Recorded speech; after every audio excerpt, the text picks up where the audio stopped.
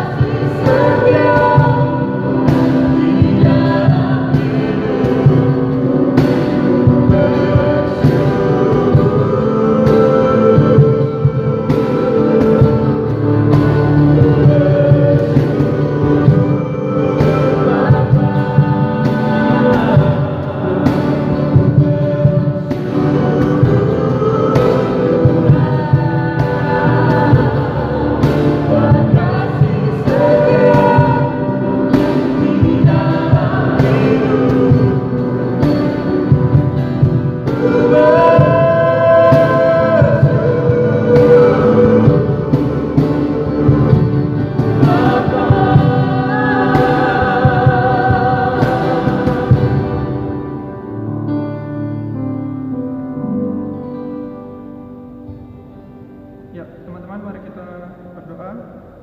Tuhan, terima kasih pada malam hari ini. Tuhan telah mengumpulkan kami semua pada malam ini di gereja untuk memulai ibadah hari ini. Kiranya Tuhan menuntun kita dari awal hingga akhir agar ibadah ini dapat berjalan dengan lancar. Dalam nama Bapa, Putra, dan Roh Kudus. Amin. Selanjutnya kita akan masuk dalam Mazmur pujian yang terambil dari Mazmur pasal 136 ayat yang pertama. Mazmur pasal 136 ayat yang pertama di bawah perikop kasih setia Allah kepada orang Israel. Bersyukurlah kepada Tuhan sebab Ia baik. Bahwasannya untuk selama-lamanya kasih setianya. Silakan duduk, kita menyanyi Kidung Jemaat 18 bait yang pertama Allah hadir bagi.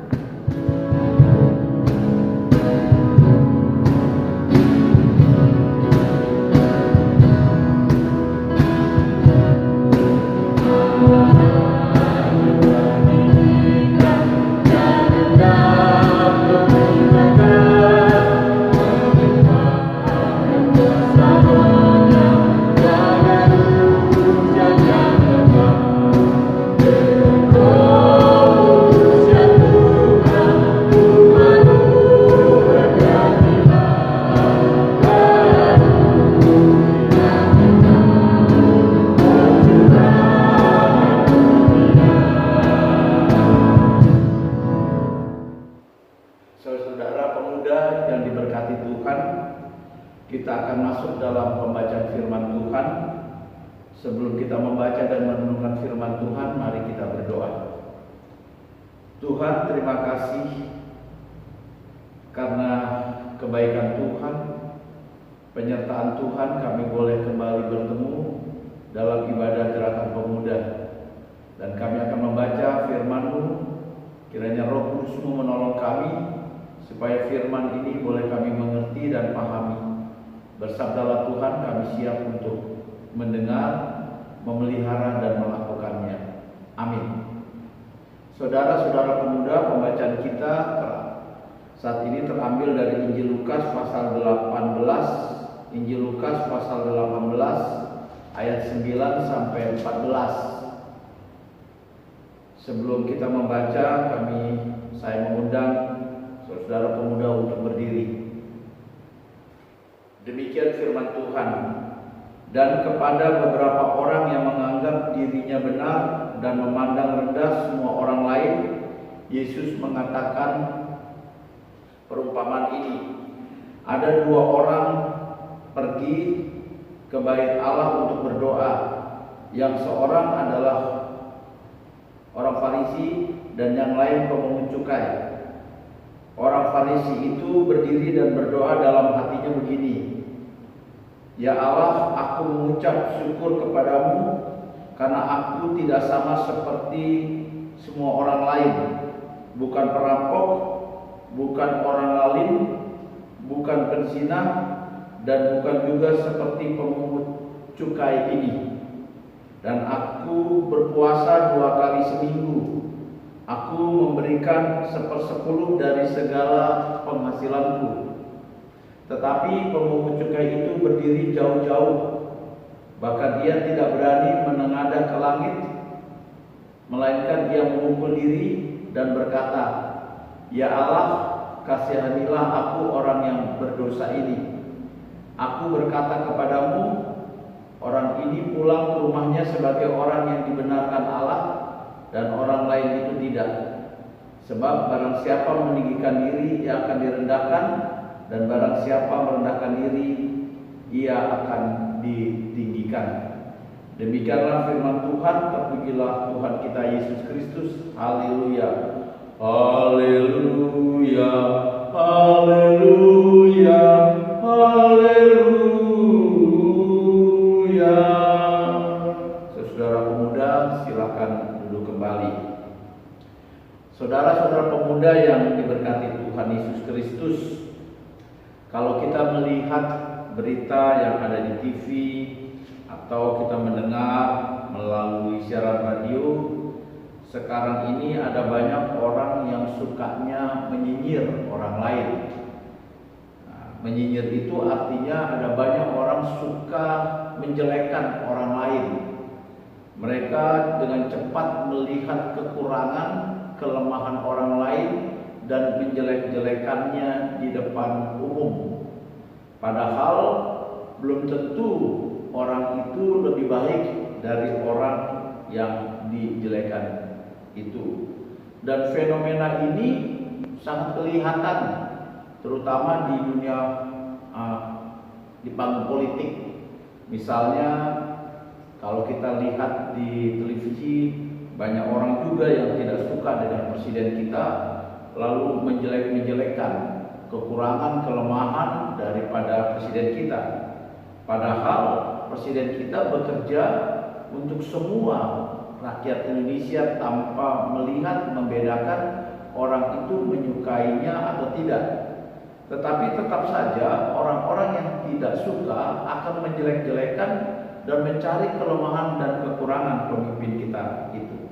Itulah yang sekarang seringkali menjadi fenomena di panggung politik Indonesia. Orang yang suka menyinyir. Nah, saudara-saudara yang dikasihi Tuhan Yesus Kristus, dalam pembacaan kita pada hari ini yang berdasarkan Injil Lukas pasal 18 ayat 9 sampai dengan ayat 14, itu diceritakan bahwa ada orang yang menganggap dirinya lebih benar. Ada orang atau sekelompok orang yang menganggap dirinya lebih suci, lebih baik dari orang lain. Nah, melihat fenomena ini, saudara pemuda, Tuhan Yesus memberikan sebuah perumpamaan.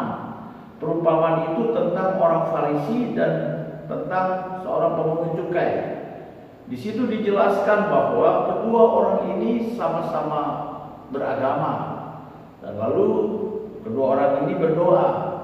Dan dalam doanya seperti tadi yang saudara sudah dengar dan ikuti, orang Farisi berkata dengan sombongnya bahwa dia tidak sama seperti orang lain yang suka merampok, bukan orang lalim, bukan pezina, dan bukan juga pemungut cukai. Jadi orang Farisi ini merasa perbuatannya itu perbuatan yang baik, tidak sama dengan orang-orang yang dia anggap tidak baik. Bahkan di situ dalam kehidupan keagamaannya pun dia dengan sombong mengatakan berpuasa 2 kali seminggu. Dalam tradisi Yahudi memang ada yang namanya puasa, dan orang Farisi ini merasa dia telah melakukan puasa seperti yang diminta. Bahkan dengan sombong dia mengatakan dia pun dengan rutin memberikan 1/10 dari penghasilannya. Nah, di sini saudara pemuda, orang Farisi berdoa dengan membanggakan diri, dia dengan menyombongkan diri. Tetapi kemudian tidak lama dia menjelekkan orang lain sesamanya yang di situ pekerjaannya sebagai pemungut cukai. Gitu ya, dia merasa dirinya lebih baik daripada pemungut cukai.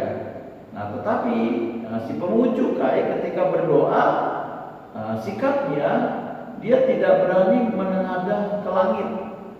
Kalau di pengertian sederhananya, langit itu di atas tempatnya Tuhan. Jadi pemungut cukai ini merasa dirinya orang berdosa, dia tidak pantas, dia tidak layak untuk melihat ke atas, melihat wajah Tuhan, bertemu dengan Tuhan. Bahkan dia di situ dikatakan berdirinya jauh-jauh, artinya dia merasa dirinya tidak lebih bersih daripada orang yang berdirinya mungkin lebih dekat dengan altar di bait Allah. Dia lebih jauh karena merasa dirinya kotor. Bahkan tidak hanya itu, dia juga memukul dirinya sebagai tanda bahwa dia penuh dengan penyesalan, bahwa dia sudah melakukan mungkin yang disebut orang lain sebuah tindakan berdosa. Lalu dia berkata kepada Tuhan, "Ya Allah, kasihanilah aku orang yang berdosa ini." Nah, saudara yang diberkati Tuhan, ada 2 perbedaan sikap yang diberikan dalam perumpamaan ini. Orang Farisi dengan kesombongannya dan pemungut cukai dengan kerendahan hatinya. Nah, yang menarik kemudian di sini ada penilaian. Yang menilai siapa? Yang menilai itu Tuhan Yesus. Ternyata di sini penilaian Tuhan Yesus berkata, orang ini pulang ke rumahnya sebagai orang yang dibenarkan Allah. Siapa orang ini? Nah, orang ini adalah pemungut cukai. Kenapa dia diterima doanya, dibenarkan oleh Tuhan doanya? Karena dia merendahkan dirinya di hadapan Tuhan. Nah, karena dia merendahkan dirinya di hadapan Tuhan, dia ditinggikan. Tetapi sebaliknya, orang Farisi ini, kelompok Farisi, ketika dia meninggikan dirinya di depan sesamanya dengan merasa dirinya lebih benar, maka justru Tuhan merendahkannya. Nah, apa yang bisa kita petik daripada pengajaran firman Tuhan ini? Firman Tuhan ini mengajarkan kepada kita bahwa sesungguhnya kita ini semua orang berdosa. Semua orang berdosa. Karena kita orang berdosa, kita ini butuh pengampunan yang datangnya dari Tuhan. Kita butuh belas kasihan daripada Tuhan. Nah, karena itu yang harus kita pahami di sini adalah kita harus mengakui bahwa kita itu punya dosa, punya kelemahan. Karena itu kita harus merendahkan diri di hadapan Tuhan ketika kita menghadap Tuhan. Dan yang kedua, kalau kita menyadari bahwa kita orang berdosa, kita juga orang yang telah berbuat salah, seharusnya kita tidak menjadi sombong di depan sesama kita. Harusnya kita tidak menghakimi dan kita tidak menilai saudara kita, sesama kita dengan kacamata kita, apalagi kacamata kesombongan dan merasa kita yang lebih baik. Nah, dari penilaian Tuhan Yesus ini, ternyata Tuhan Yesus tidak menyukai memang orang-orang yang sombong, orang-orang yang hanya bisa melihat kelemahan, kekurangan orang lain, tetapi dia lupa bahwa sesungguhnya dia juga punya kelemahan. Tuhan Yesus lebih suka, Tuhan Yesus lebih senang orang yang merendahkan diri. Padahal belum tentu orang yang merendahkan diri itu dosanya lebih banyak daripada orang yang menyombongkan diri. Tetapi karena sikap kerendahan hatinya, dia selalu menyadari dirinya tidak pantas bertemu dengan Tuhan. Nah, dari firman Tuhan ini, saudara dan saya diajak untuk mempunyai sikap rendah hati. Rendah hati kepada Tuhan, rendah hati di dalam Tuhan, dan kedua tentu rendah hati juga terhadap sesama. Jangan kita menyombongkan diri, jangan kita meninggikan diri. Nah, Tuhan tidak akan pernah berkenan terhadap sikap beriman seperti ini. Mari kita punya sikap rendah hati, kita punya sikap untuk menyadari bahwa kita juga sesama orang berdosa, sehingga kita boleh saling membantu, saling mendoakan, saling menguatkan satu dengan yang lainnya. Nah, sebagai anak muda, janganlah kalian sombong karena kalian mungkin lebih pintar, karena sekolah kalian lebih tinggi dari orang tua kalian, atau kalian mungkin karena masa muda kalian berhasil dan sukses, kalian menjadi lupa diri terhadap sesama, menjadi sombong terhadap sesama, dan menjadi sombong juga di hadapan Tuhan. Kalau itu yang terjadi, Tuhan bisa mengambil apa yang menjadi milik kita, karena orang yang meninggikan diri akan direndahkan oleh Tuhan. Kiranya firman Tuhan ini menjadi berkat bagi saudara pemuda dan saya. Amin. Untuk merespon firman Tuhan, mari kita nyanyikan Kidung Jemaat 362, bait yang pertama, Aku milikmu, Yesus Tuhanku.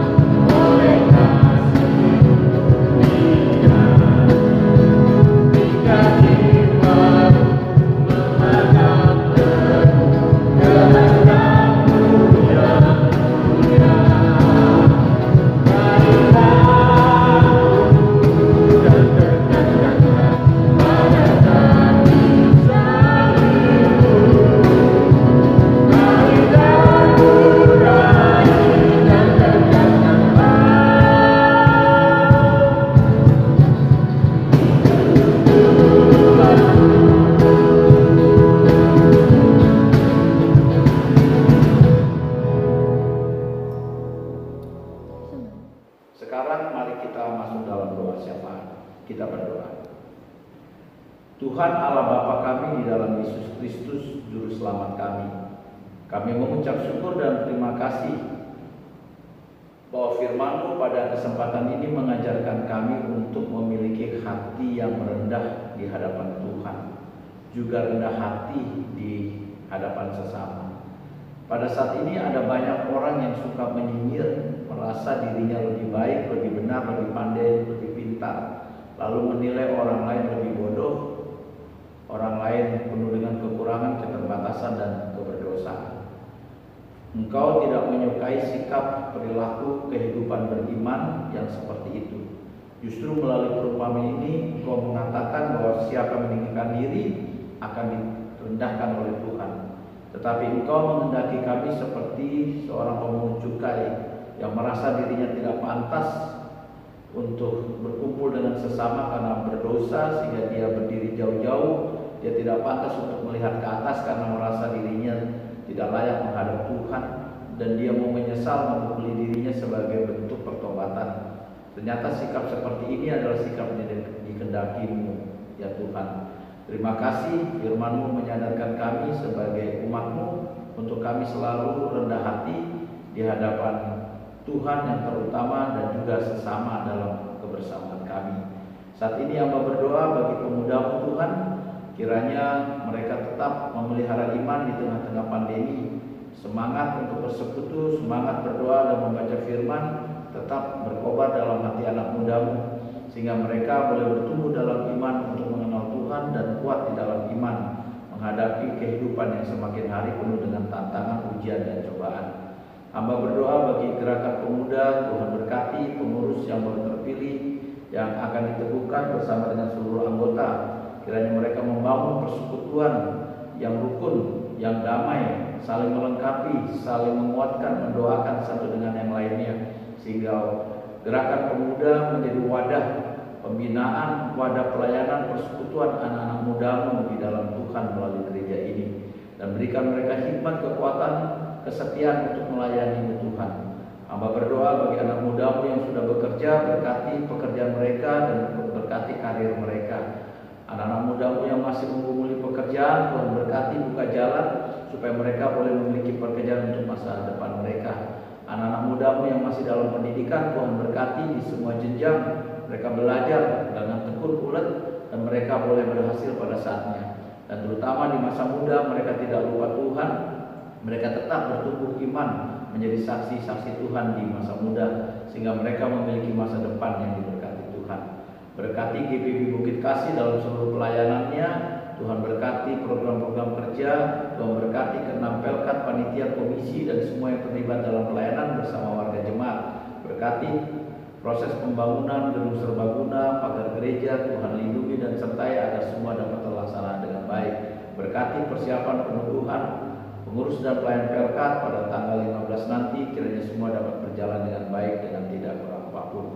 Bahkan bangsa dan negara kami dalam mengatasi dampak virus corona, Tuhan berkati para pemimpin kami dari Pak Presiden sampai ke RT RW yang paling rendah, dari pusat sampai daerah. Berkati para medis yang berjuang untuk mengobati mereka yang terpapar penyakit corona. Tuhan berikan keselamatan, kesehatan, kekuatan untuk mereka tetap melayani dengan baik. Terima kasih Tuhan, inilah doa kami, sempurnakan yang kehendak-Mu yang jadi, tapi kehendak Tuhan Yesus, pemuda agung kami yang telah mengajar kami berdoa. Bapa kami yang ada di surga, kuduskanlah nama-Mu, datanglah kerajaan-Mu, jadilah kehendak-Mu di bumi seperti di surga. Berikanlah kami hari ini makanan kami yang secukupnya, dan ampunilah kami akan kesalahan kami, seperti kami juga mengampuni orang bersalah pada kami.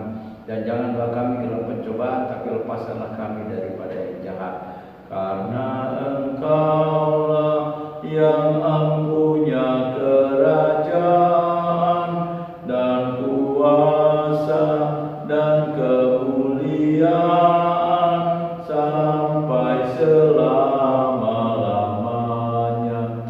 Amin. Kita memberikan persembahan. Mari kita menyanyikan Kidung Jemaat 450 bait yang pertama, Hidup Kita yang Benar.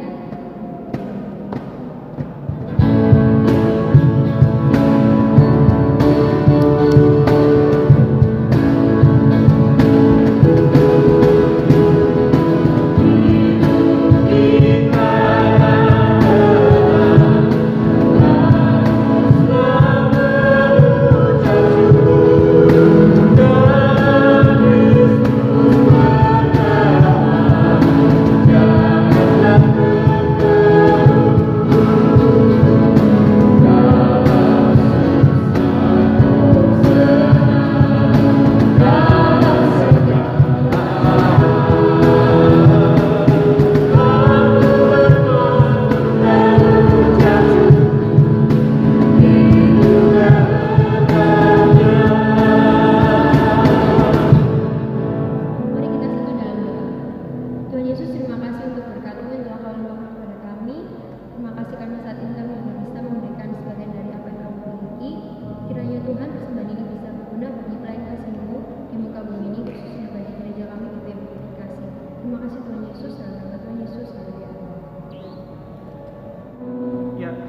sudah mencapai penghujung ibadah pada malam hari ini. Mari kita nyanyikan PKJ 101 bait yang pertama dan ketiga.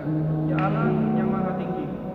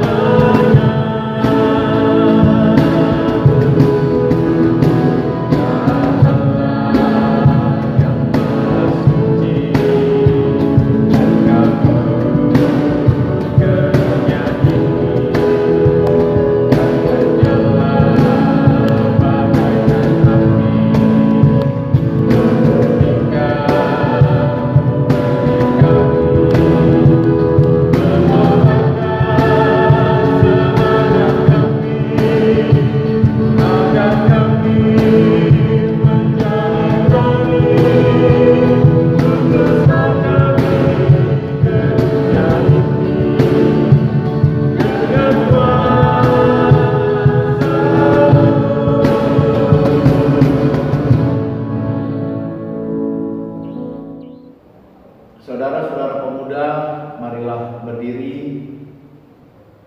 Kita akan kembali ke dalam kehidupan kita masing-masing. Ibadah secara ritual boleh selesai, tetapi ibadah secara aktual, di mana kita memperlakukan iman kita di tengah lingkungan keluarga, lingkungan masyarakat, atau dimanapun kita berada sebagai kesaksian iman. Dan itu pulanglah dengan damai sejahtera dan terimalah berkat Tuhan. Kasih karunia dan damai sejahtera datang daripada Allah Bapa kita dan di dalam Yesus Kristus, dan Roh Kudus memberkati saudara sekalian dari sekarang sampai kekal selama-lamanya.